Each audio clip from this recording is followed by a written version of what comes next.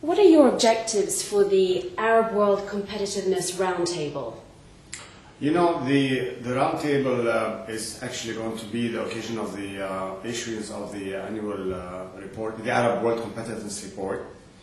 And as they say, you know, the saying goes, a picture provides 1,000 words.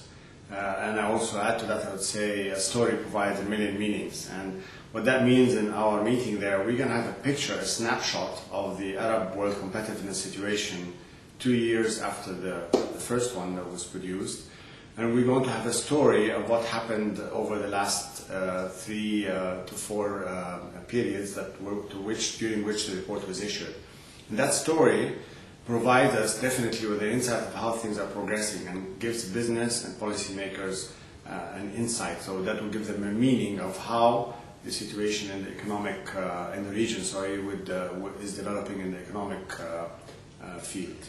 Does this mean that the meeting is very much going to be focused on the region's economy? Absolutely. It's well, in a way, yes, of course, but in another way, one cannot assume that you think about the regional economy in isolation of the global economy. Right now, it's just impossible to conceive of a business or a sector succeeding without having to think about how we're going to integrate or how we're going to compete, if you may, on the global market.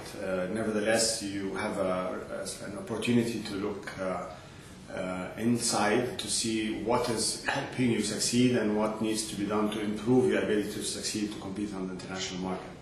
And can you give us your opinion of what the state of play, what the situation is actually at the moment? Actually, we have noticed, and the Global Competitiveness Report was released last year in 2006 in September, and it shows that overall, the economies that are covered by the Global Competitiveness Report in the Arab world, from the Arab world, show that there has been a marked improvement over the last few years of the ranking and the ability of these economies to compete.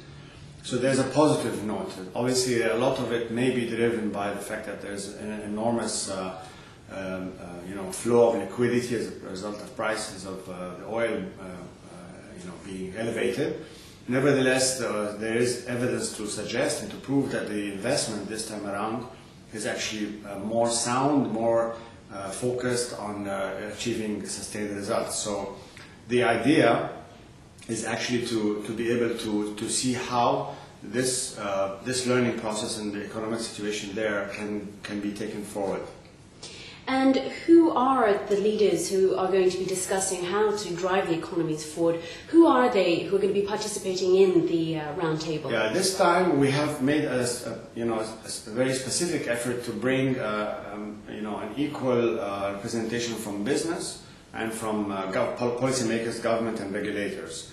It's essential that this discussion and debate between business leaders and policymakers and regulators take place. There are 4 sectors that are going to be in the forefront of the discussions: health, insurance, transport and logistics, as well as travel and tourism, which is the classic area of the region. And the leaders are from government and from business, and those 4 sectors will be there, taking up a particular focus on how to move forward with the growth of these sectors in the global economy. Of course, there will be supported by some of the in-depth work that is done in the report. We've had very good support from our strategic partners that have specific expertise and knowledge of these 4 sectors.